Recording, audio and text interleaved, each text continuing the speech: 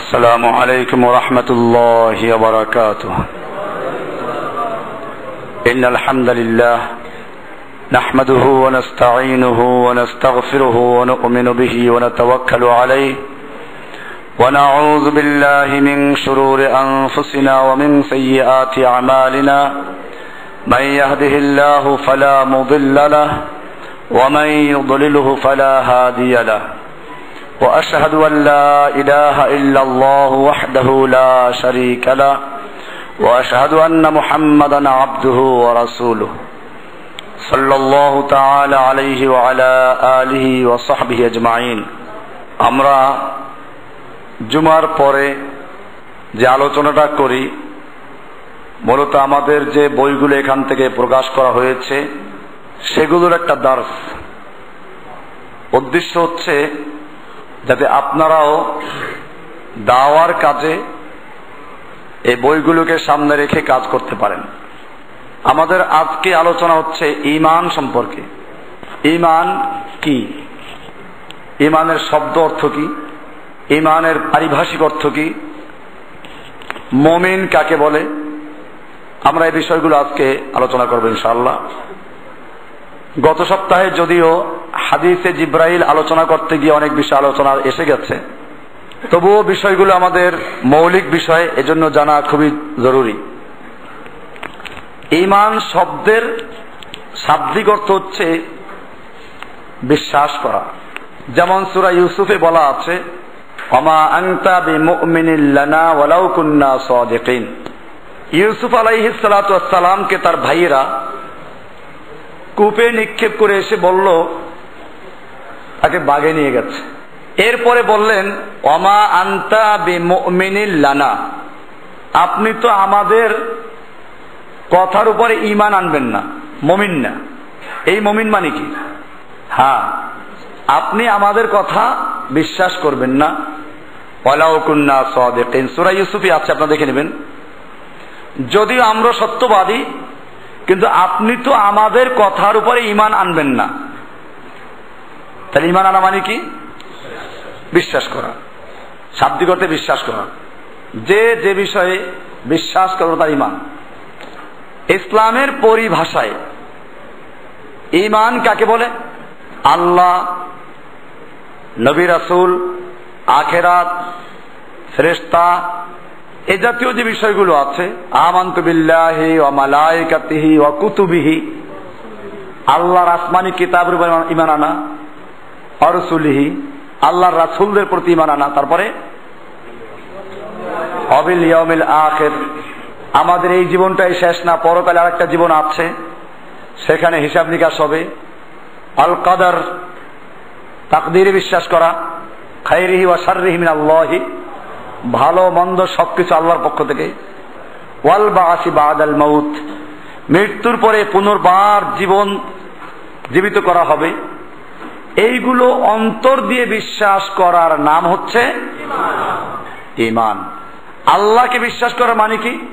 আল্লাহকে বিশ্বাস করা মানে হচ্ছে আল্লাহর উপর ঈমান তো সবাই রাখে, সবাই কি মুমিন?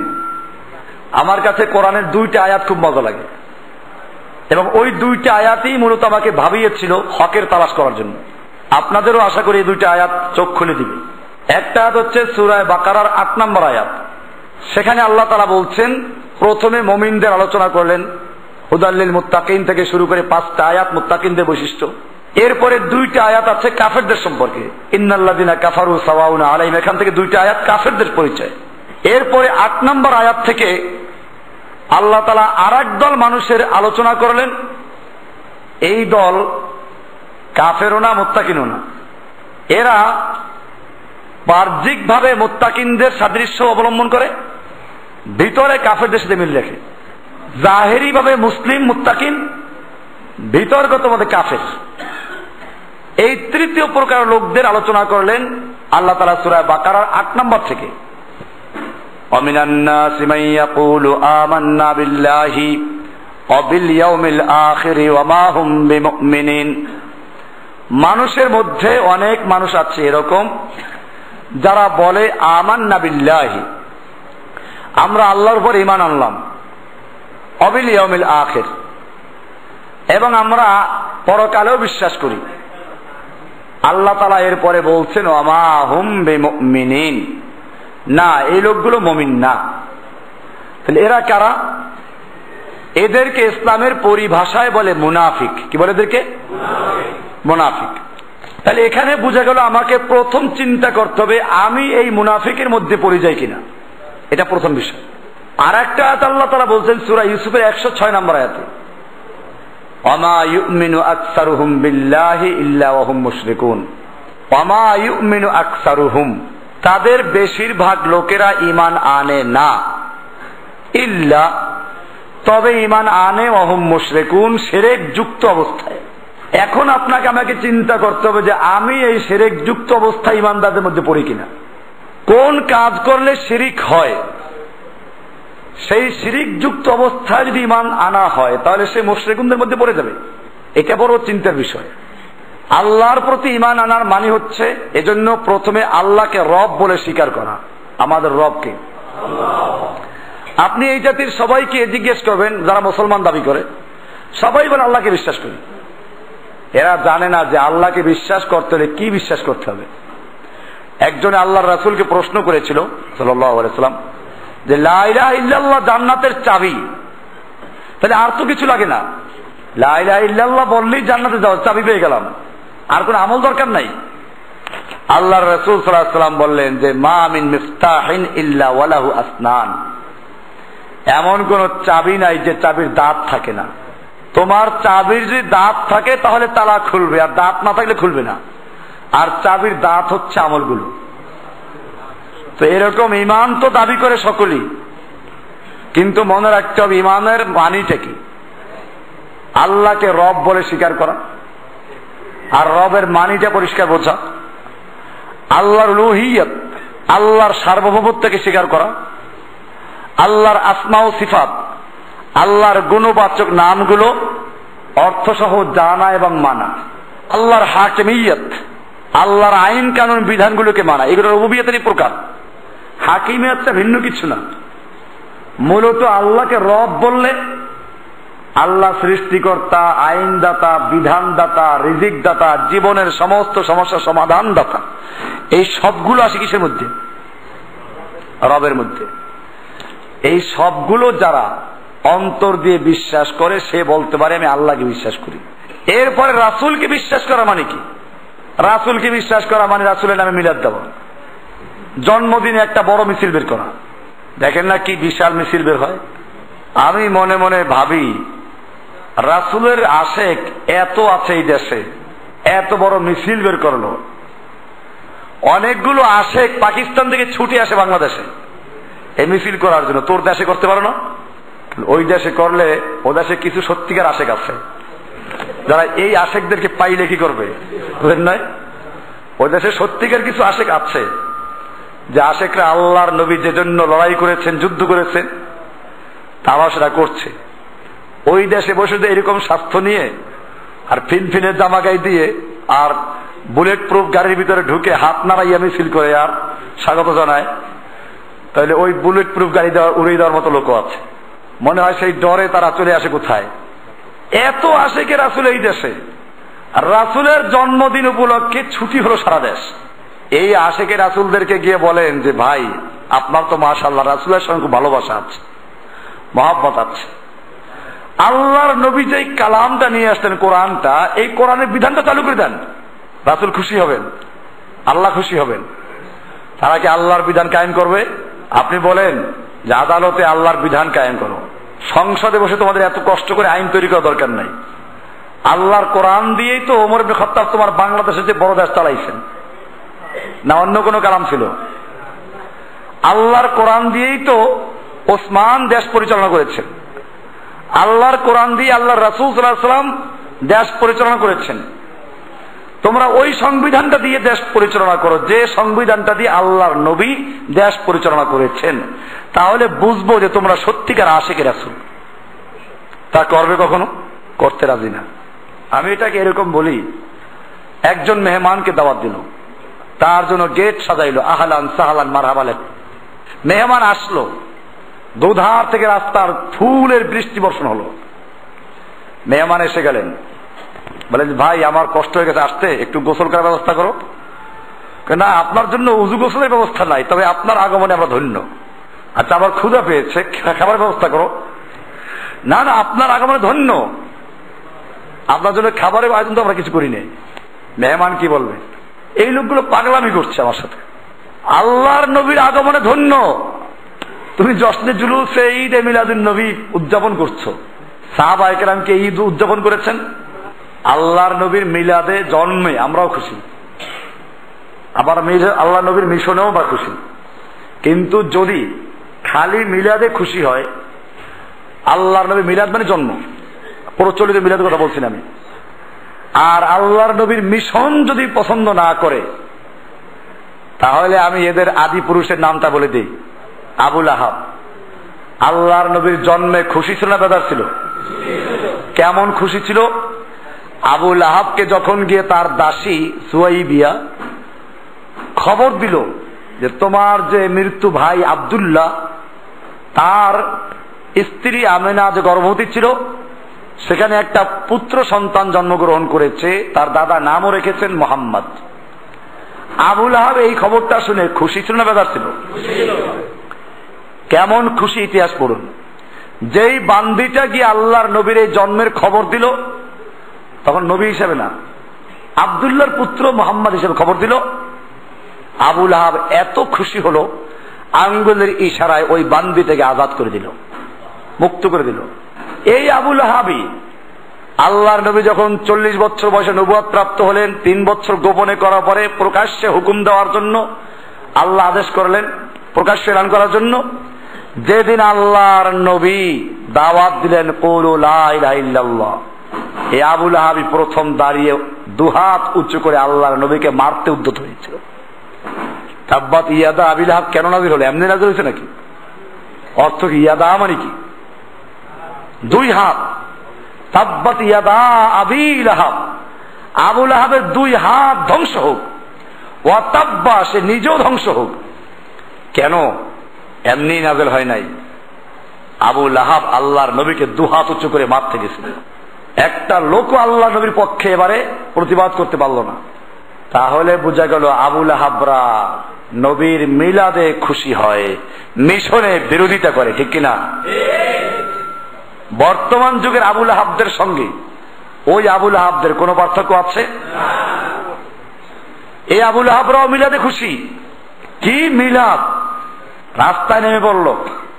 আপনি এদেরকে বলেন আল্লাহর নবী দিন কায়েমের জন্য জীবন দিয়েছেন, আজকে সেই নবীর উম্মতেরা দলে দলে কাদিয়ানি হচ্ছে। নবীর আশেক যারা ছিল সাহাবীরা, তারা কি আল্লাহর নবীর পরে আর কোন নবী বরদাস্ত করেছেন? ইতিহাস পড়ুন।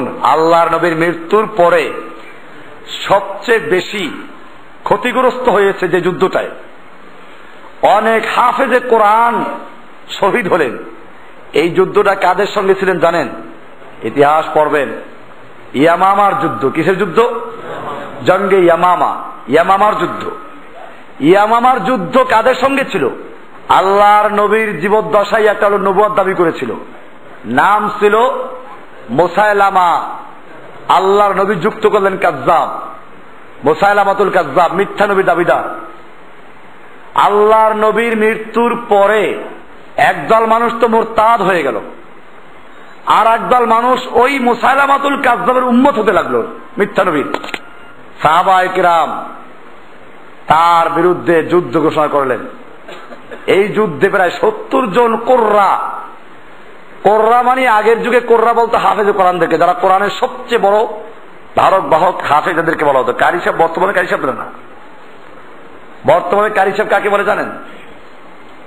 দাড়ি কামাবে, 3 হাত উঁচু একটা টুপি পরবে, এরপরে ওই যে মেকআপ রুমে যাবে, মেয়েরা ওদেরকে সাজাই দিবে, টেলিভিশনে পর্দায় আসবে, ভ্যাংচাং মেরে কোরআন শরীফ পড়বে। এটার নাম কি?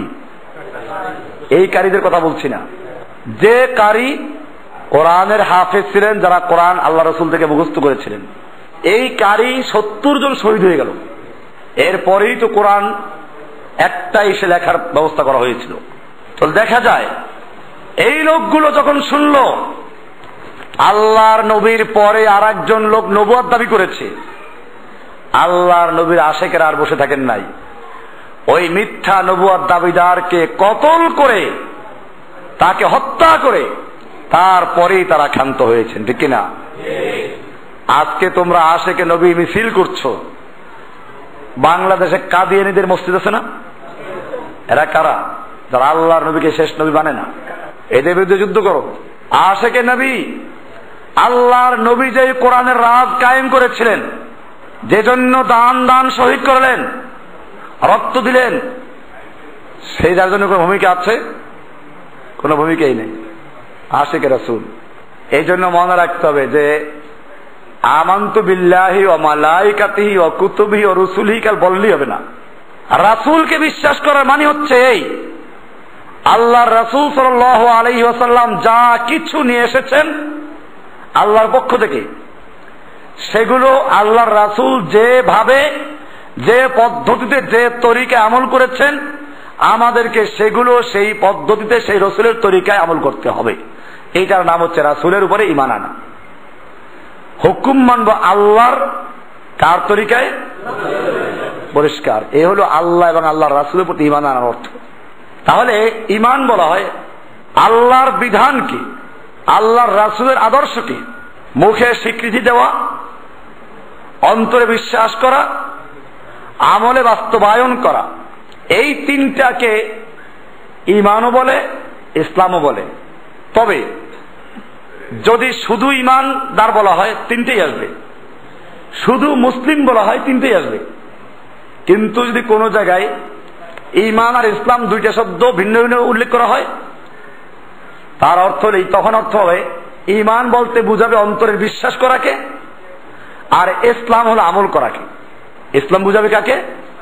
যেমন কোরআনের একটা আয়াত আছে, আয়াতটা বের করো। ক্বালাতিল আরাবু আমান্না, আরবরা বলল যে আমরা ঈমান এনেছি, আমরা মুমিন। আল্লাহ বলছেন কুল্লাম তুমিনু, তোমরা ঈমানদার হয়েছো, ঈমান এনেছো এই কথা বলো না, ওয়ালাকিন কুলু আসলামনা, বরং তোমরা বলো আমরা ইসলাম কবুল করেছি। এখানে বোঝা যায় যে ঈমান এবং ইসলামে পার্থক্য আছে। আয়াতটা হচ্ছে সূরা হুজুরাতের 14 নম্বর আয়াত, একটা অংশ। আল্লাহ তাআলা বলছেন ক্বালাতিল আরাবু, আরব মানে বেদুইন লোকেরা, গ্রাম্য লোকেরা বলল আমান্না, আমরা ঈমান এনেছি, আমরা মুমিন। আল্লাহ তাআলা বলছেন কুল্লাম তুমিনু, তোমরা বলো যে না তোমরা ঈমান এনেছো এই কথা বলো না, ওয়ালাকিন কুলু আসলামনা, বরং তোমরা বলো আমরা ইসলাম কবুল করেছি, মুসলিম। ওয়ালাম্মা ইয়াদখুলুল ঈমানু ফি কুলুবিকুম, এখনো তোমাদের অন্তরে ঈমান প্রবেশ করে নাই, অন্তরে ঈমান প্রবেশ। তাহলে বোঝা গেল অন্তরে বিশ্বাস না নিয়ে যদি বাহ্যিক আমলগুলো করে, আমরা বাহ্যিক দৃষ্টিকে মুসলিম বলবো, কি বলবো? অন্তরে বিশ্বাস নাই। আর আল্লাহর দরবারে সে মুনাফিক। আল্লাহর দরবারে কি? আর একজন লোক অন্তরে ঈমান আছে, অন্তরে ঈমান ঠিকই আছে, আমল ঠিক মতো করে না, একে বলে ফাসিক। কি বলে? কে? ফাসিক। তাহলে যখন আমরা ঈমান এবং ইসলামকে আলাদা অর্থে করব, তখন ঈমান মানে হচ্ছে এই বিষয়গুলোকে অন্তরে বিশ্বাস করা। আল্লাহ সম্পর্কে যেটা বলা হলো, রাসূল সম্পর্কে যা বলা হলো, ফেরেশতা সম্পর্কে, আল্লাহর কিতাব সম্পর্কে, আখিরাত সম্পর্কে, তাকদীর সম্পর্কে, এইগুলোকে অন্তর দিয়ে বিশ্বাস করার নাম কি? ঈমান। আর এটাকে বাস্তবে বাস্তবায়ন করা, বাহ্যিকভাবে আমল করা, এটার নাম কি? এই জন্য ওই হাদিসে জিবরাইল যারা গত সপ্তাহে আলোচনা করেছিলাম, ওখানে প্রশ্ন করলো ঈমান কি জিনিস। আল্লাহ রাসূলকে প্রশ্ন করলো ঈমান কি জিনিস। আল্লাহ রাসূল সাল্লাল্লাহু আলাইহি ওয়াসাল্লাম বললেন আনতুমিনা বিল্লাহি ওয়া মালাইকাতিহি ওয়া কুতুবিহি ওয়া রুসুলিহি, এগুলো বললেন। ঈমান অন্তরে বিশ্বাস করা। আর যখন প্রশ্ন করা হলো আমাকে ইসলাম সম্পর্কে বলুন, তখন বলা হলো মুখে সাক্ষী দেওয়া আশহাদু আল্লা ইলাহা ইল্লাল্লাহ ওয়া আশহাদু আন্না মুহাম্মাদান আবদুহু ওয়া রাসূলুহু, ওয়া ইকামুস সালাত, সালাত কায়েম করা, যাকাত আদায় করা, হজ করা, রমজানের সিয়াম পালন করা, এগুলো হচ্ছে ইসলাম। এগুলো কি? ইসলাম। বাকি যদি আপনাকে শুধু বলা হয়, আমরা যখন বলি একজন ইমানদার মানুষ, তার মানে ইমানদার খালি অন্তর বিশ্বাস, আমল থাকলে না থাকলে চলবে? আবার আমরা বলি আমি একজন মুসলিম, তার মানে কি? অন্তরে বিশ্বাস ছাড়া আমল করলে বলবো আমরা না। এই জন্য যখন শুধু ঈমান অথবা শুধু ইসলামের প্রসঙ্গ আসে তখন ওই ইসলাম বলতে যা, ঈমান বলতে তাই। কিন্তু যখন আলাদা আলাদা ভাবে দুইটা শব্দ একসাথে উল্লেখ করা হবে, একই জায়গায় ঈমানের কথা আছে, ইসলামের কথা আছে, তাহলে বুঝতে হবে ইসলাম বলতে ভিন্ন, ঈমান বলতে। ইসলাম বলতে অন্তরের আমল মানে বিশ্বাস, ঈমান বলতে। আর ইসলাম বলতে অঙ্গ প্রত্যঙ্গের আমল, মুখের দ্বারা সাক্ষী দেওয়া, অঙ্গের দ্বারা সালাতে রুকু করা, সিজদা করা, কেরাত পড়া, সবগুলো মিলিয়ে। তাহলে আমরা ক্লিয়ার হলাম ইসলাম, ঈমান শব্দের অর্থ কি? বিশ্বাস করা। কি বিশ্বাস করা? ইসলামের পরিভাষায় ঈমান বলা হয়। দেখেন যারা গণতন্ত্রে বিশ্বাস করে ওরা কিন্তু বলে আমাদের বিশ্বাস গণতন্ত্রই একমাত্র মুক্তির মূল মন্ত্র, এটা ওদের ঈমান। ওরা ওদের কি? আরবিতে না বলে বাংলায় বলছে। আর বাস্তবে ঈমান, একজন মুসলিম যখন ইসলাম কবুল করে সে বলে আশহাদু আল্লা ইলাহা ইল্লাল্লাহ, আল্লাহ ছাড়া কারো কোন ক্ষমতার অধিকার কেউ নাই। ওরাও তো বিশ্বাস করে সমস্ত ক্ষমতার মালিককে জনগণ, গণতন্ত্র ধর্মের ক্ষমতার মালিককে। এটা একটা বিশ্বাস না, ঈমান না? এটা ঈমান। ঈমান আরে ভাই, গণতন্ত্র একটা স্বতন্ত্র দিন, আলাদা ধর্ম। যেমন ইসলাম একটা দিন, একটা জীবন ব্যবস্থা, গণতন্ত্র কি? ইসলামে যেমন কিছু আছে আমলের বিষয়, কিছু আছে আকীদার বিষয়, গণতন্ত্রের মধ্যেও কিছু আছে আমলের বিষয়, কিছু আকীদার বিষয়। এই আকীদার বিষয় হচ্ছে এটা, ওরাও দুটি সাক্ষী দেয়।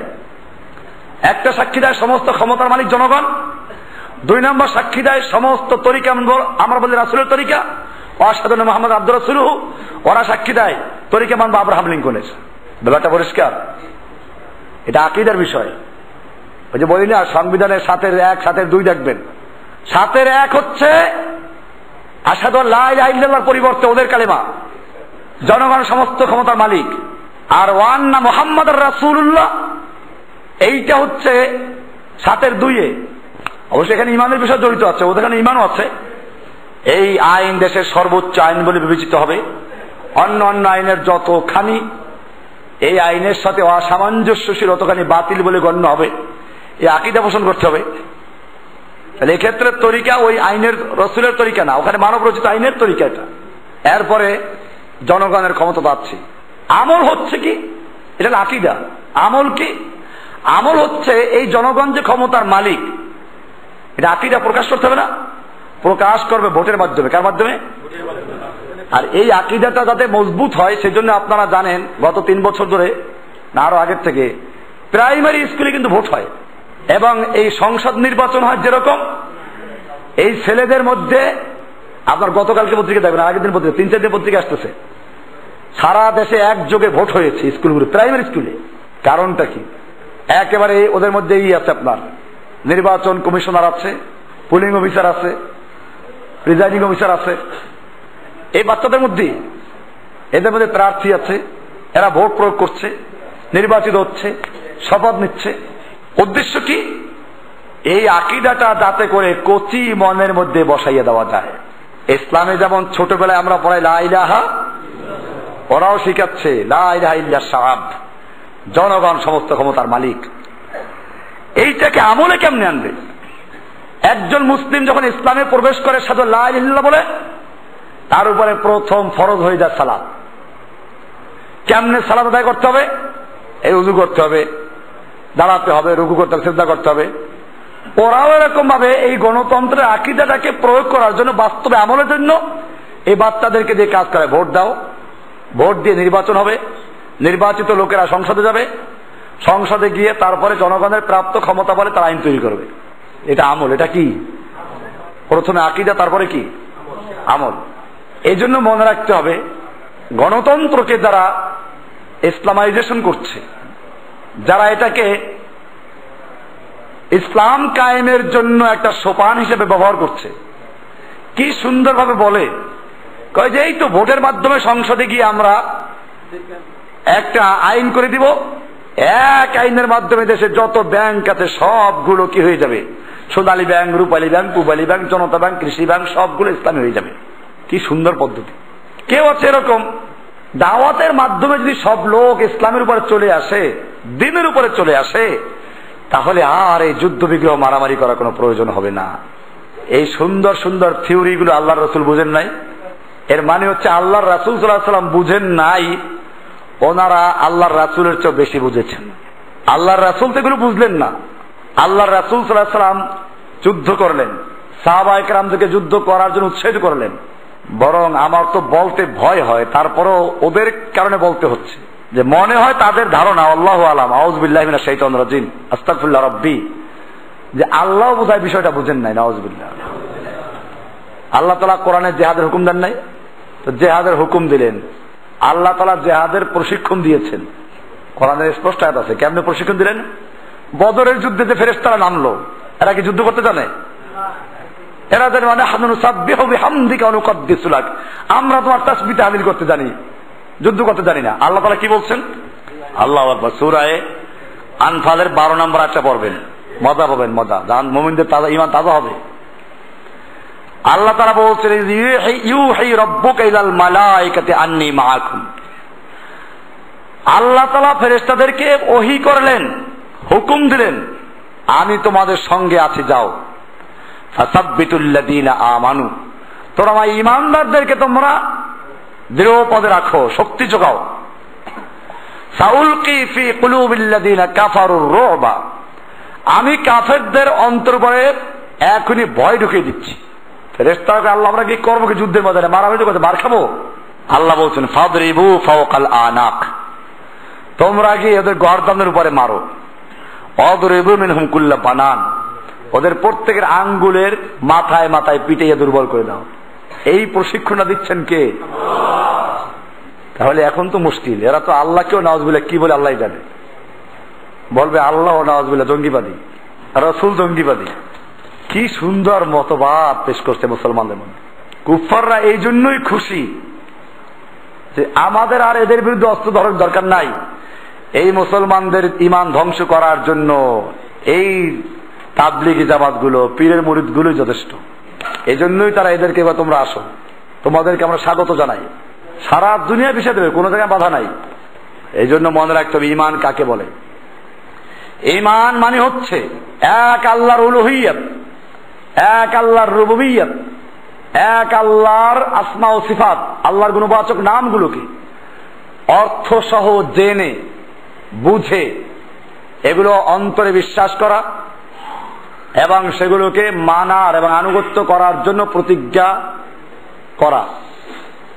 ওয়াশহাদু আন্না মুহাম্মাদান আবদুর রাসূলের মানে হচ্ছে এই এক আল্লাহর রাসূলের তরিকা মানা এবং বাস্তবায়ন করার জন্য অঙ্গীকার করা।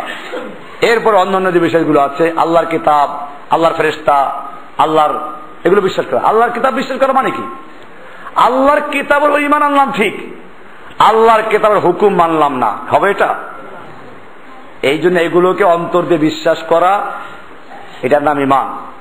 এবারে মুমিনকে ঈমান যখন আপনি বুঝতে পারলেন, এবারে এই ঈমান এই অনুযায়ী যারা বিশ্বাস স্থাপন করেছে তাদেরকে আরবিতে বলে মুমিন, বাংলায় বলে বিশ্বাসী।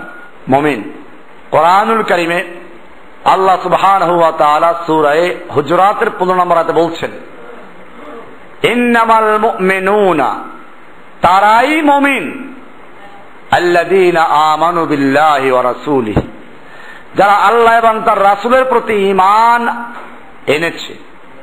সুম্মা লাম ইয়ারতাবু, এরপরে মনের মধ্যে কোন রকম দ্বিধা দ্বন্দ্ব সংশয় রাখে নাই।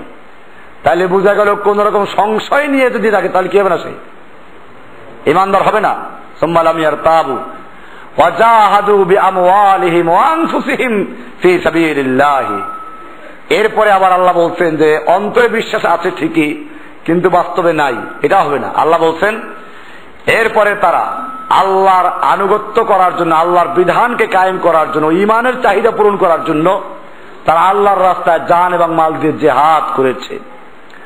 উলাইকা হুমুস সাদিকুন, এরাই হলো সত্যবাদী, এরাই হলো সত্য মুমিন, এরাই হলো সত্যবাদী মুমিন।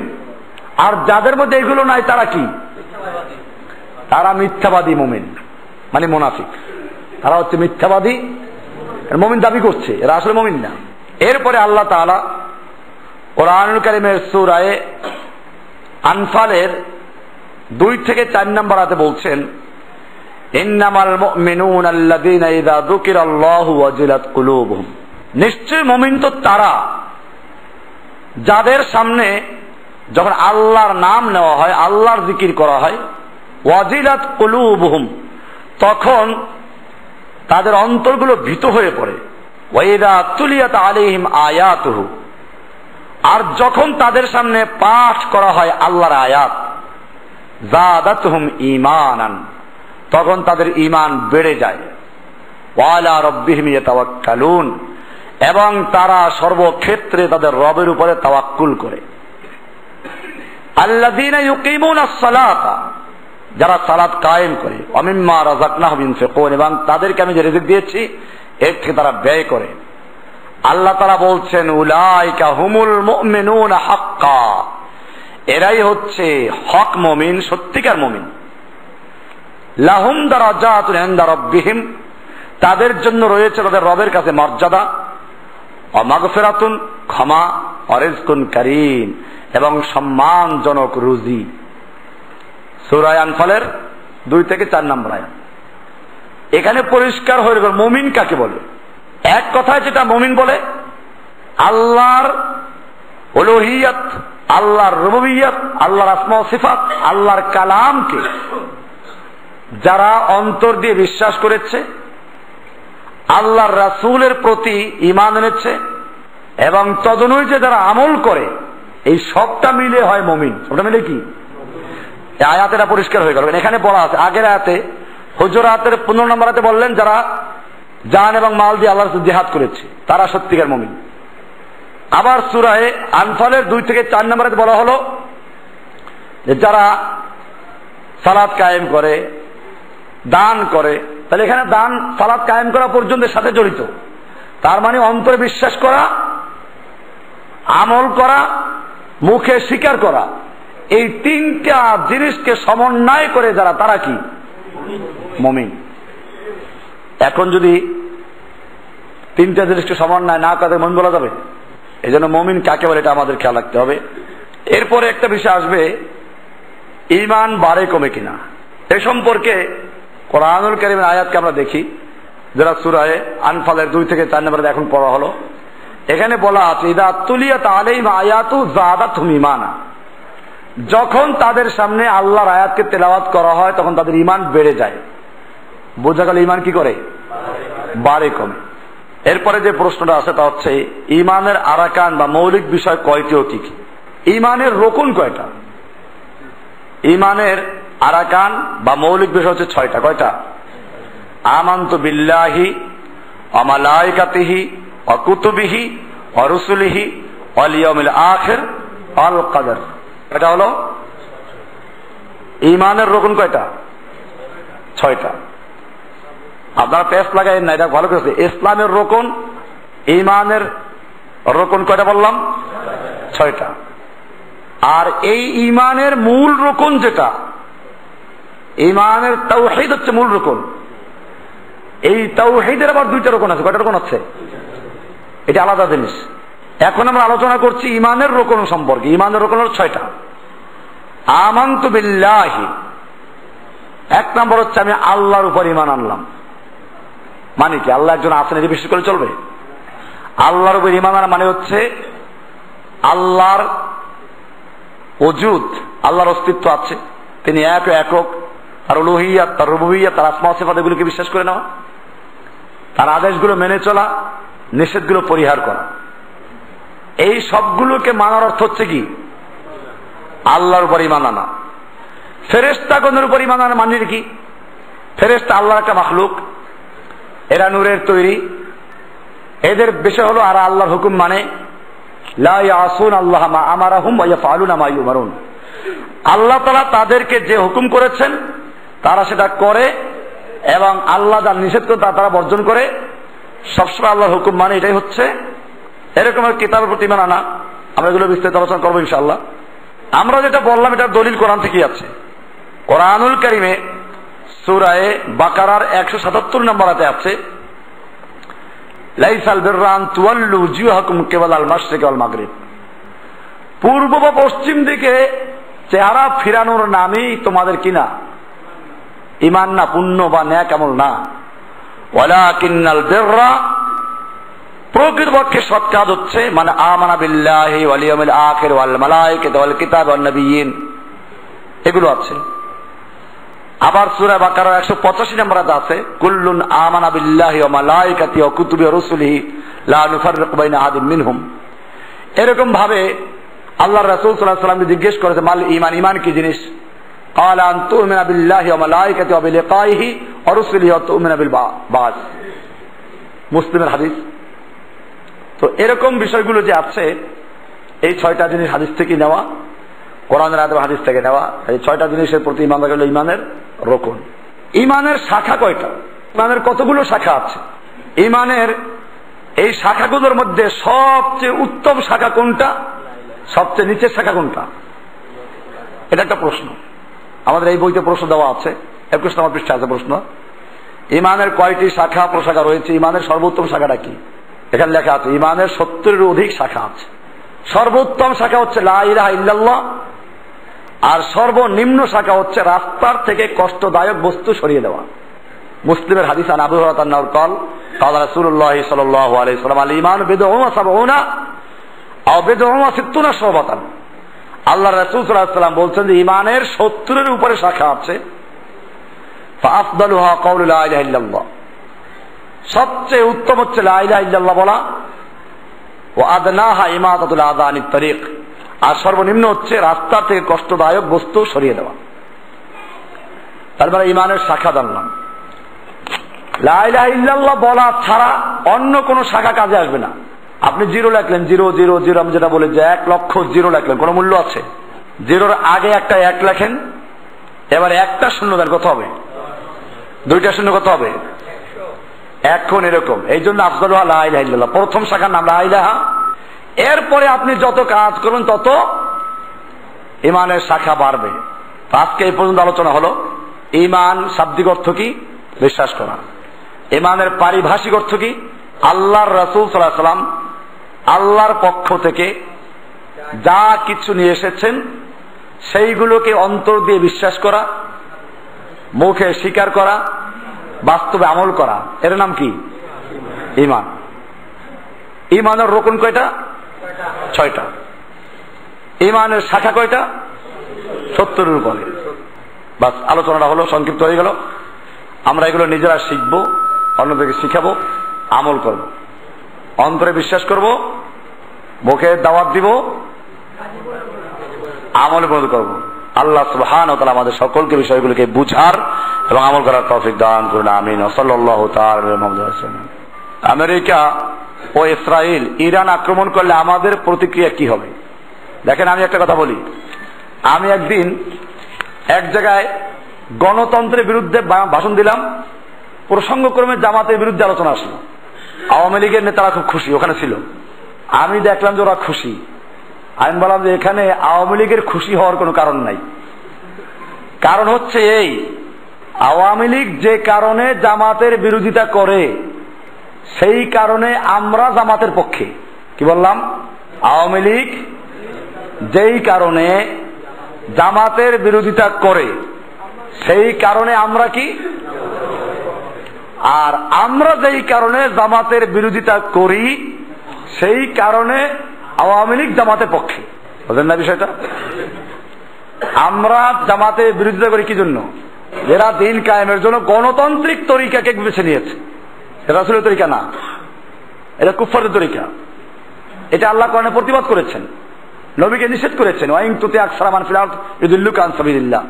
আপনি যদি সংখ্যাগরিষ্ঠ লোকদের মতামতের অনুসরণ করেন তাহলে আপনাকে আল্লাহর রাস্তায় গোমরাহ করে ফেলবে। এই কারণে আমরা গণতন্ত্রের কারণে আমরা ওদের বিরোধিতা করি, কার? জামাতের। এই কারণে আওয়ামী লীগ জামাতের পক্ষে না বিপক্ষে? আওয়ামী লীগ গণতন্ত্রের দিক থেকে জামাতের পক্ষে না বিপক্ষে? পক্ষে। আর আওয়ামী লীগ কেন জামাতের বিরোধিতা করে? ওরা ইসলামের কথা বলে, সেই জন্য। ওরা কি বুঝে যে ইসলামের মূল বিষয়গুলো কি? ওরা দেখে ইউনিভার্সিটিতে, স্কুলে, কলেজে এরা ইসলামের কথা বলে, ইসলাম মানে রাজনীতি মধ্যে আসবে কি জন্য? এটা থাকে মসজিদে। দেখো না তাবলীগরা কেমন করে। আওয়ামী লীগ কি তাবলীগদের বিরুদ্ধে করে? বিরুদ্ধে করে না। এই তাহলে বুঝতে হবে ওরা যেই কারণে এদের বিরোধিতা করে সেই কারণে আমরা ওদের। এখন আসেন প্রশ্ন একটা ভূমিকা দিলাম, ইরানে আমেরিকা হামলা করতে যাচ্ছে, এটা কি ওরা শিয়া সেজন্য, না ওদের ভাষায় এরা মুসলমান? মুসলমানরা কেন অস্ত্র তৈরি করবে? মুসলমান চুপচাপ বসে থাকবে? আমরা ওদেরকে মারবো, ওরা কেন কথা বলবে? এই কারণে হামলা করছে, ঠিক কিনা? সুতরাং পরিষ্কার বিষয়, এই কারণে আমরা ইরানের পক্ষে। আর আমরা যে কারণে ইরানের বিরোধিতা করি সেটা আকীদার কারণে। এই কারণে আমেরিকা ওদের পক্ষে। কারণ আপনি কাদিয়ানীদের বিরুদ্ধে কিছু বলতে যান, দেখবেন যে আমেরিকা ইউরোপ সব একসাথে সাহায্য করবে, ঠিক কিনা? কাদিয়ানীদেরকে সেন্টার দেয় কারা? এই কুফাররাই। ইরানিরা যদি অস্ত্র তৈরি করা বন্ধ করে দেয় আর কাদিয়ানীদের মতো ওদের কাছে গোলামি করে, তাহলে কি ওরা ইরানদের বিরোধিতা করবে না পক্ষে যাবে? বরং পক্ষে যাবে। বরং আপনারা জানেন ইরানের শাহ যখন ছিল রেজা শাহ পাহলভি, তখন মূলত এই ইরানকে কেন্দ্র করেই আরব দেশগুলো এরা ঢোকার সুযোগ করেছে। এই বিষয়টা পরিষ্কার। আমরা শিয়াদের বিরোধিতা করি, সেই বিরোধিতা করতে গিয়ে কুফাররা যে কারণে বিরোধিতা করছে তার পক্ষে আমরা না। এই কারণে আমাদের খুশি হওয়ার কোন কারণ নেই। বিষয়টা ক্লিয়ার? বেদাত শিরিকের অন্তর্ভুক্ত কিনা? বেদাত দুই রকম হয়, একটা হচ্ছে আকীদাগত বেদাত, আর একটা হচ্ছে আমলগত বেদাত। বলে দলিল কি? আরে ভাই কোরআনে আছে ইল্লা মান উকরিহা ওয়া কলবুহু মুতমাইন্নুম বিল ঈমান। যদি কাউকে বাধ্য করা হয় এবং তার অন্তর ঈমান উপরে স্থির থাকে, তাহলে সেখানে বলা আছে কি সে কাফের হবে না। কাউকে কুফরি কথা বলার জন্য বাধ্য করা হচ্ছে, সে বাধ্য হয়ে কুফরি কথা বলল, অন্তরে তার ঈমান স্থির, অন্তরে তার কোন রকম কুফরি নাই, মুমিন না কাফের? কোরআনে স্পষ্ট আয়াত আছে ইল্লা মান উকরিহা ওয়া কলবুহু মুতমাইন্নুম বিল ঈমান। এটা আমাদের দুর্ভাগ্য যে আমাদের এই তাওহীদের বাণী শুনে, আলোচনা শুনে কিছু লোক আছে তাওহীদের মধ্যে অতি উৎসাহী। এরা পাইকারি কারোর মধ্যে বেদাত দেখলেই কাফের বলে দেয়, পাইকারি বেদাত দেখলেই কাফের বলে দেয় না। আমলান যদি কোনো ক্ষেত্রে বাধ্য হয়ে বা কোনো হিকমত অবলম্বন করে এরা এই কারণে কোনো বেদাত করে, আমরা তাকে তাকফির করতে পারি না, কাফের বলতে পারি না। হ্যাঁ, যদি আকীদাগত হবে সেটাকে মাত্র সে শরীয়ত তৈরি করলো, সেক্ষেত্রে ওই আয়াত প্রযোজ্য হবে আম লাহুম শুরাকা শারাউ লাহুম মিনাদ দীন মা লাম ইয়াযাম বিহিল্লাহ। তাদের কি এমন কোন শরীক আছে, অংশীদার আছে, দেবদেবী আছে যারা তাদের জন্য শরিয়াত তৈরি করে দিচ্ছে যা আল্লাহ অনুমোদন করেন নাই? এটা হচ্ছে কারা? যারা শরিয়াত তৈরি করে, ওটা অন্তর দিয়ে মেনে নেয়, এরা হচ্ছে এরা কাফের, এরা মুশরিক। আর একটা হচ্ছে না, এরকম না। এখন একজন লোক ফরজ নামাজ মোনাজাত করে, এরা বলে জসিম ভাই হাতেম বাগ চাইতে কাফের ছিল, এখন মার্কাজ এসে যেহেতু মোনাজাত করে না এই জন্য মুসলমান হয়েছে। আস্তাগফিরুল্লাহ। আমাকে কাফের বললে আমি এতে কোনো তাদের জন্য ক্ষিপ্ত হই না, কারণ তারা নিজেরা ইসলাম থেকে খারিজ হয়ে গেছে। কারণ যখন কোনো ব্যক্তি কোনো মুমিনকে কাফের বলে, তো এই কাফের শব্দটা আকাশে ভাসে না, এটা হয়তো যাকে বললো তার গায়ে পড়বে, আর নইলে ফিরে গিয়ে যে বললো তার গায়ে পড়বে। পরিষ্কার বিষয়টা? তাকফির করার ক্ষেত্রে আমরা কি কাফের বলার জন্য এখান থেকে আসতে নাকি? আমরা কাফেরদেরকে কাফের বলবো, তাতে অবশ্যই আল্লাহ কাফের বলেছেন। আল্লাহ কোন বলেছেন কুল ইয়া আইয়ুহাল কাফিরুন উলাইকা হুমুল কাফিরুন। আমরা কাফেরদেরকে কাফের বলবো ঠিক, সেজন্য আবার সতর্কতা অবলম্বন করো, কোনো মুমিনকে আমরা কাফের না বলি। এজন্য বেদাত শিরকের অন্তর্ভুক্ত কিনা, আকীদাগত যদি বেদাত হয় তো শিরকের অন্তর্ভুক্ত, কারণ তারা শরিয়ত তৈরি করে আল্লাহর আসনে বসেছে। ঠিক আছে বিষয়টা? আর যদি আকীদাগত বেদাতই না হয়, সেও বুঝে এই ফরজ নামাজের পরে মোনাজাত করা বেদাত, এমনকি সে জানে মিলাদ বেদাত, তারপরে মাঝে মধ্যে পড়ে, চাকরি ঠিক রাখা লাগে, দুর্বল ইমানদার, বেদাতই বলতে পারেন, এদের কাফের বলা যাবে না। সব বেদাতি যদি কাফের হয় তাহলে বেদাতি বলার দরকার নাই কি? বেদাতের কোনো চাপটা থাকা দরকার আছে কিছু? সব বেদাতি কাফের যদি হয় তাহলে খামাখা বেদাতে আলাদা কোনো চাপটার দরকার নেই। যেটা মনে রাখবেন, আমরা ইসলামের দাওয়াত দেই, দাওয়াত দিতে গিয়ে গুলু না করি, বাড়াবাড়ি যেটা এটাও করব না, আবার ছাড়াছাড়িও না, এফরাত না তাফরিত না। মূর্খ লোকের সম্পর্কে আরো একটা প্রবাদ আছে, আল জাহেল ইম্মা মুফরিতুন আও মুফাররিতুন। মূর্খ লোক হয়তো করবে বাড়াবাড়ি, নইলে করবে ছাড়াছাড়ি। এই যে অ্যাডভান্স মুসল্লিগুলো কি মুয়াহিদ, কয়েকদিন পর দেখলো বাবুয়া ব্যাংক দেখেন না, বৃষ্টি যখন আসে তখন দেখবেন ডোবা নালা সাজায় কুকা গুগা করতে করতে পুরা নাচাই ফেলায়, কয়েকদিন পর খুঁজে পাওয়া যায়। আর আমাদের এরকম অনেক দেখা গেছে, এই যারা এরকম হয়ে গেছে এরা কয়েকদিন পর কেউ ডেস্টিনি ঢুকেছে, ডেস্টিনি আগে দাওয়াত দিয়ে তাওহীদের, এখন ঢুকে গেছে কোথায়? ডেস্টিনি। কেউ ঢুকে গেছে শেয়ার ব্যবসায়, কেউ ঢুকে গেছে আরো কি আছে MLM নাকি মাল্টি লেভেল কোম্পানি মার্কেটিং, এই জাতীয় বিভিন্ন জায়গায় ঢুকে এখন আর তাদের ইসলামের কোনো খবর নাই। এই জন্য মনে রাখবেন, যতটুকু করবেন বুঝে শুনে করবেন। এই জন্য আল্লাহ তাআলা বলেছেন ফা'লাম আন্নাহু লা ইলাহা ইল্লাল্লাহ, তাওহীদের ইলম অর্জন করতে হবে। ইমাম বুখারীও বলেছেন, উনিরা বাব কায়েম করেছেন, বাবুন আল ইলমু ক্বাবলাল কওলি ওয়াল আমাল, বলার আগে আর আমল করার আগে ইলম থাকতে হবে।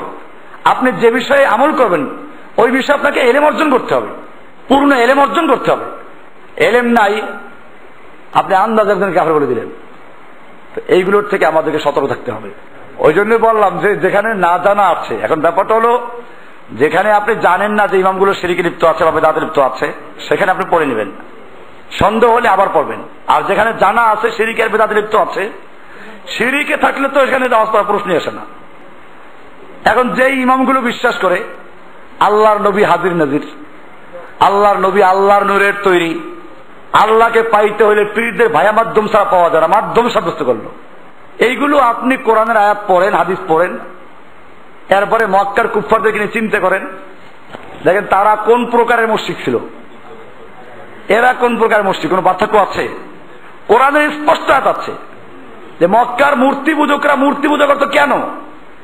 আল্লাহ তাআলা বলছেন মা না'বুদুহুম ইল্লা লিয়ুকাররিবুনা ইলাল্লাহি যুলফা, আমরা এই দেবদেবীগুলোর পূজা করি, ইবাদত করি শুধুমাত্র একটা উদ্দেশ্যে, এইগুলো সামান্য হলে আমাদেরকে আল্লাহ পর্যন্ত পৌঁছিয়ে দেবে। আর আয়াতে বলা আছে হাউলাই শুফাউনা ইনদাল্লাহ, এইগুলো আমাদের জন্য আল্লাহর কাছে সুপারিশকারী। এই দুইটা তো কোরআনের আয়াত, এই দুইটা আয়াত চিন্তা করে আপনি বর্তমানে পীরের মুরিদদের উপর গবেষণা চালান, ওদের সাথে মিশেন। হ্যাঁ, এটা আছে সূরা ইউনূসের 18 নম্বর আয়াতে, ওয়ায়াবুদুনা মিন দুনিল্লাহি মা লা ইয়াদুররুহুম ওয়া লা ইয়ানফাউহুম, তারা ইবাদত করে আল্লাহর পরিবর্তে এমন জিনিসের যা জিনিস তাদের ক্ষতিও করতে পারে না, উপকার করতে পারে না, এগুলোর ইবাদত করে। ওয়ায়াকুলুনা, এবং তারা বলে হাউলায়ে, এই জিনিসগুলো শুফাআউনা, শুফাআ শফিউর বহুবচন মানে সুপারিশকারী, না মানে আমাদের, এইগুলো হচ্ছে আমাদের জন্য সুপারিশকারী ইনদাল্লাহ, আল্লাহর কাছে। এরা আল্লাহর কাছে আমাদের জন্য সুপারিশকারী, এই জন্য তারা ইবাদত করে। পীরের মুরিদরা পীরের কাছে যায় কি জন্য? শিক্ষক হিসেবে যদি আমার কোনো আপত্তি নাই, কোরআন শিখতে যায়, হাদিস শিখতে যায়, এই জন্য যদি যায়, আপনারা যেমন এখানে আসতেন কোরআন হাদিসের দর্শে বসতেন, এখন শিক্ষার জন্য। ওরা যদি পীরদের কাছে শিক্ষার জন্য যায়, আমার কোনো আপত্তি আছে? এইখান থেকে অ্যাডভান্স করে যদি বলে পীর ছাড়া আল্লাহকে পাওয়া যাবে না, পীর আল্লাহ পর্যন্ত পৌঁছাইয়া দিবে, পরকালে নাজাত দিবে, 2 হাত ধরে বেহেশতে নিয়ে যাবে, চরমনাই পীরের বইতে লেখা আছে, অন্যগুলো বাদ দিলাম, আমি বই দেখাইছি বহুবার, এখনো বলি, মাওয়াজে সাকিয়া 55 পৃষ্ঠার শেষের লাইনে আছে, প্রথম উর্দুতে, কার যদি 2 জন পীর থাকে, 2 পীর 2 ডানা ধরে বেহেশতে নিয়ে কোনো অসুবিধা নাই। এইরকম যারা পীরকে মাধ্যম মনে করে, এই আয়াতের সঙ্গে মিলান তাদেরকে। এরপরে যদি কারো অসুবিধা হয় তাহলে সেইটা আর আমার বলা দরকার নাই। কোরআনের সূরা ইউনূসের 18 নম্বর আয়াত, আর এক আয়াত আছে সূরা জুমারের 3 নম্বর আয়াত, সেখানে বলা আছে কি মা না'বুদুহুম, ওরা বলে আমরা এগুলোকে অন্য কোন উদ্দেশ্যে পূজা করি না, ইবাদত করি না, ইল্লা তবে করে কি জন্য, লিয়ুকাররিবুনা ইলাল্লাহি যুলফা, এরা আমাদেরকে আল্লাহর নিকটে পৌঁছাইয়া দিবে। আল্লাহর নিকটে পৌঁছাইয়া দিবে, এই জন্য মূর্তি পূজা করত। আল্লাহ তাআলা এই জন্য এদেরকে বলেন মুশরিক। যারা পীরদেরকে এই একই উদ্দেশ্যে পূজা করে, পীরদের কাছে যায়, এদের মধ্যে আর এই মক্কার মুশরিকদের কোনো পার্থক্য আছে? এইরকম আকীদা যদি থাকে তো তার পিছনে আমরা কি নামাজ পড়বো না কি করবেন? এরপরেও আমরা বলি যে আমলগত বেদাত থাকলে সেখানে সালাত আদায় করা, আর যদি আকীদাগত হয় তো সেক্ষেত্রে মসজিদ না ছাড়া ইমামদের সঙ্গে জামাতে পড়বেন, ব্যায়াম করবেন। ব্যায়াম ওটা নফল হবে না, কারণ নফল হইতে হইলে তো আপনার নিজের এখতিয়ার থাকতে হয়। আপনি কি ওই ইমামের সঙ্গে যখন পড়বেন তখন নিজের এখতিয়ারের রুকু সিজদা করতে পারবেন? নিজের এখতিয়ারের রুকু সিজদা করতে পারছেন না, তাহলে নফল হয় না, ওটা হবে ব্যায়াম। কি হবে? ব্যায়াম হবে। তাহলে ব্যায়াম কেন করবেন জামাতের সাথে? ব্যায়াম করার একটা কারণ আছে। এই লোকগুলো যদি আপনি এখন ওদের সাথে নামাজ না পড়েন, আপনি দাওয়াত দেওয়ার স্কোপ বন্ধ হয়ে যাবে, আপনাকে শিয়া বানাইবে। আর এরা এত মিথ্যা বলতে পারে, আপনাকে বলে দিল কাদিয়ানি, এদের মুখে বাঁচবে না, আপনাকে বলে দিল শিয়া। আমরা এর ভুক্তভোগী। যেই শিয়াদের বিরুদ্ধে আমার সবচেয়ে বেশি কঠোর লেকচার আছে বাংলাদেশে আমার মতো শিয়ার বিরুদ্ধে লেকচার আছে কারো আছে? দেখাতে পারবে? হ্যাঁ, ওই তো মানে আমার মতো শিয়াদের বিরুদ্ধে আমার যেরকম লেকচার আছে এইরকম লেকচার অন্য কোন বক্তার আছে? পাবেন দেখাইতে? আমার লেকচার ইন্টারনেটেই আছে, এত কঠোর ভাবে নাই, শিয়াদের বিরুদ্ধে এত কঠোর ভাবে নাই। ওনারা লেকচার দেয় গাবাসাইয়া, কোনটা আমার জানা নাই। আলহামদুলিল্লাহ থাকতে পার, দুই একজন তো থাকতে পারবে, আলহামদুলিল্লাহ। আমি তো একাই দুনিয়াতে আছি তা তো না। আচ্ছা, যেই শিয়াদের বিরুদ্ধে আমরা বক্তব্য দেই আমাদেরকে বলে দেখ শিয়া। যেই কাদিয়ানির বিরুদ্ধে আমার লেকচার আছে বলে দেখ কাদিয়ানি। এই লোকগুলোর মিথ্যা বলতে কোনো ভয় লাগে না। যেখানে ওদের সাথে বাহাস হওয়ার কথা সেখানে 144 জারি করলো, সেখানে ওরাও জানে আমরাও যাই নাই। ওরা ওখান থেকে দূরে একটা ওদের মাদ্রাসায় সমাবেশ করলো, এখন প্রচার করে বেড়ায় কি ওনারা যায় নাই, সাংবাদিক সম্মেলন করে মিথ্যা বললো। তো ওনারা কি সে জায়গায় গেছিল? আপনারা ওনাদের ফোন নাম্বার নেন, জিজ্ঞেস করেন যে আপনার ওই বাস হওয়ার কথা ছিল কোন জায়গায়, সেইখানে কি আপনারা গেছিলেন? তো সেইখানে এরা যায় নাই। এখন এদের সামনে কি করবে আপনি? ও আচ্ছা, যাই হোক, এরকম মিথ্যা বলবে, যুগে যুগে মিথ্যা এরকম বলেছে এরা। এটাই আমাদের দেখার বিষয় যে এরা যদি সত্যিকার অর্থে আল্লাহর জন্য কাজ করতে, মিথ্যা বলা দরকার ছিল। যেটা সত্য সেটা বলো। এই মিথ্যা প্রচার করা কি অর্থ? আমাদের সঙ্গে ওদের সঙ্গে একটা আকীদা নিয়া প্রচার করে, মাযহাব নিয়া প্রচার করে, কি নিয়া? এরা আহলে হাদিস। এই সেই আমাদেরকে আহলে হাদিসদের কোন দলের মধ্যে ফেলাইতে পারবে? কোন দলের সঙ্গে মিল আছে? বাংলাদেশে আহলে হাদিস যারা, তারা ওদের সাথে গণতন্ত্রের সাথে একসাথে মিশে গেছে। ওই তো একটা কালারিং তো করতে হবে, কালারিং না করলে আমি বললাম না বলবে এরকম। আপনাকে কিছু না বললে যদি ওরা বলে যে এরা কোরআন হাদিসের অনুসারী মুসলিম, তাহলে ওদের পীরগিরি শেষ হয়ে দেবে, পাবলিক আপনার দলে চলে আসবে। সেই জন্য আপনাকে একটা কালারিং করতে হবে। এটা কুফফার আবার র্যান্ডের বয়ান শোনেন নাই? র্যান্ডের একটা পলিসি আছে যে যারা এরকম সঠিক কথা বলে এদেরকে ওদের সমাজে বিতর্কিত করে দাও, কালারিং করে দাও। ওরা জঙ্গিবাদী, ওরা আহলে হাদিস, ওরা কাদিয়ানি, ওরা শিয়া, ওরা এই সেই, ওদেরকে একটা কালারিং করে দাও, বিতর্কিত করে দাও, ওদের সমাজের লোকদের দ্বারা ওদেরকে বিতর্কিত করে দাও। এক কুফফারদের পলিসি, এবং সেই পলিসি বাস্তবায়ন হচ্ছে এদের মাধ্যমে। এই জন্য এটা ভয়ের কোনো কারণ নাই।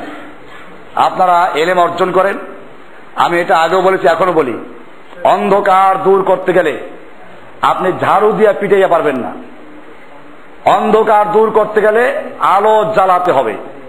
কোরআন এবং হাদিসের সহি আলো জ্বালান, দাওয়াত দেন, ইনশাআল্লাহ হকের দাওয়াতকে কেউ ঠেকাই রাখতে পারে নাই, আমাদেরকে পারে ইনশাআল্লাহ। দেখেন, এগুলো ফেকার বিষয়। আমি সবসময় বলি যে ফেকহি বিষয়গুলো নিয়ে ইখতিলাফের গুঞ্জাইশ আছে, সুযোগ আছে।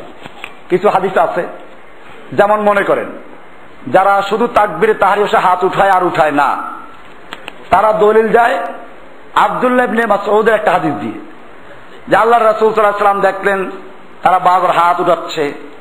আল্লাহর রাসূল সাল্লাল্লাহু আলাইহি ওয়াসাল্লাম বললেন, মা লাকুম রাফি'i আইদিকুম কান্নাহা আযনাবু খাইলিন শুমসিন। মুসলিমের সহিহ হাদিস। তোমাদের কি হলো, আমি তোমাদেরকে দেখতে পাচ্ছি তোমরা বারবার হাত উঠাচ্ছ, কারণটা কি? তোমাদের হাতগুলো কি ঘোড়ার লেজ নাকি? এরপরে আর লোকের হাত উঠায় নাই। এই হাদিস দ্বারা এরা দলিল যায় হাত উঠানো যাবে না। যারা হাত উঠায় রুকুর আগে রুকুর পরে, তারা বলে যে এই সম্পর্কে অনেকগুলো হাদিস আছে। আর আব্দুল্লাহ বিন মাসউদের এই হাদিসটা নামাজের এই রফল ইয়াদাইন সম্পর্কে না, ওটা হচ্ছে সালাম দিত, এসা সালামের সময় হাত উঠে উত্তর দিত, ওইটা নিষেধ করা হয়েছে। এইভাবে একটা জবাব আছে। যাই হোক, এখন দেখেন, এখন মনে করেন যারা তাকবীরে তাদের হাত উঠায় না, তারা কিন্তু একটা হাদিসের ভুল ব্যাখ্যা করে তারপরে কি করতেছে। তাহলে এজন্য তাদের তাকবীর করা যায় না, সালাত বাতিলও করা যায় না। বরং মুজতাহিদ যদি ইজতিহাদ করে এবং ভুল করে তাহলে একটা আজর পায়, আর যদি সঠিক সিদ্ধান্তে আসতে হয় দুটি আজর পায়। এইসব মানে ফিকহি বিষয় নিয়ে কাউকে তাকফির করাও ঠিক না। রফল ইয়াদান না বললে কাফের হয়ে যায়, আমিন জোরে না বললে কাফের হয়ে যায়, এগুলো ঠিক না, কারণ এগুলো ইজতিহাদি বিষয়। একজন ইজতিহাদ করে বলছেন আমিন আসতে বলা ভালো, আর একজন ইজতিহাদ করে আমিন জোরে বলা ভালো। দুইজনের কাছে হাদিস আছে। আপনি তিরমিজি খুলে দেখেন না, তিরমিজিতেই একটা হাদিস ওয়াইল ইবনে হুজর হাদিসটাকে দুইজনে বয়ান করছেন। একজন হলো শুবা, একজন হলো সুফিয়ান। সবার রওয়ায়েতে আছে খাফাজ যাবে আসাউতাহু, আমিন আসতে বলেছেন। আর সুফিয়ানের হাদিসে আছে, বর্ণনা আছে আমিন জোরে বলেছেন। রাগলো গন্ডগোল।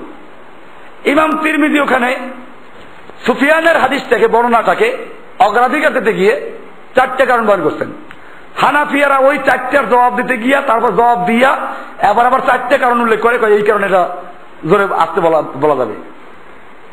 তারা যুক্তি পেশ করে। হাদিস একটা হাদিসই, একটা হাদিসে বর্ণনা দুইজনার। আমি এখন একটা কথা বললাম, আমার দুই ছাত্র দুই রকম বয়ান করলো, উনি বয়ান করলে একরকম, আর বাকি আরেক রকম, গন্ডগোল ছাত্রদের মধ্যে। এখন কোন ছাত্রের বয়ানটা ঠিক, এই জন্য মুহাদ্দিসিনদের মধ্যে যাচাই বাছাই চলছে। যাচাই তো করার বিভিন্ন উসুল আছে। হাদিস কোনটা সহি কোনটা দুর্বল যাচাই করার উসুল আছে না? সেই উসুলের আলোকে তারা হানাফিরা উসুল, তাদের যে উসুল আছে সেই উসুলের আলোকে যাচাই বাছাই করে বলল আমিন আসতে বলাটা ভালো, জোরে বললে না জায়েজ না। হানাফিরা কিন্তু আমিন জোরে বললে না জায়েজ না, এটা এরা তো হানাফিরাও জানে না। আমার দেখে যারা জোরে আমিন বললে যারা বিরোধিতা করে, এরা হানাফি মাযহাব কয়জনে চিনে? হানাফি মাযহাবে আমিন আসতে বলা মুস্তাহাব, জোরে বলা জায়েজ। কি বললাম? হানাফি মাযহাবের যত কিতাব আছে, আপনি যারা ভালো আলেম হানাফি আমাদের বিরোধিতা করে যারা, তাদেরকে গিয়ে বলেন যে হানাফি মাযহাবে আমিন আসতে বলা কি ফরজ না ওয়াজিব, জোরে বলা কি? যারা হানাফি মাযহাবে ভালো আলেম, আমাদের বিরোধিতা করে করুক, বিরোধিতা করে তারপরও ভালো আলেম জানাশোনা আছে, এদেরকে গিয়ে জিজ্ঞেস করবেন যে ভাই হানাফি মাযহাবে আমিন আসতে বলাটা কি ফরজ না ওয়াজিব না মুস্তাহাব কি? যদি জানা থাকে বলবে যে আমিন আসতে বলা মুস্তাহাব, জোরে বলা যায়, সেটা পরিষ্কার। এটা ইজতিহাদি বিষয়। এই কারণে কাউকে কাফের বলা, এই কারণে কাউকে নামাজ হবে না, এইটা সালাফদের মধ্যে কেউ বলেন নাই।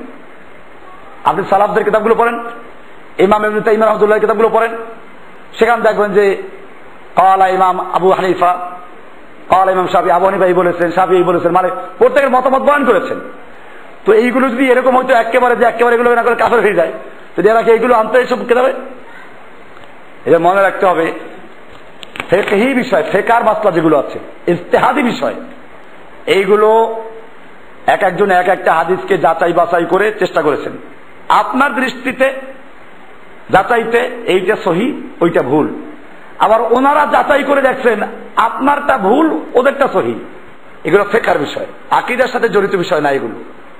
এইগুলো নিয়ে গন্ডগোল করা দরকার নেই। আমাদের লেকচার থেকে আপনার জিনিস খেয়াল করবেন, সেটা হচ্ছে এই যে আমরা সবসময় দুইটা জিনিসের কথা বলি, একটা আকীদার বিষয় আর একটা মানহাজের বিষয়।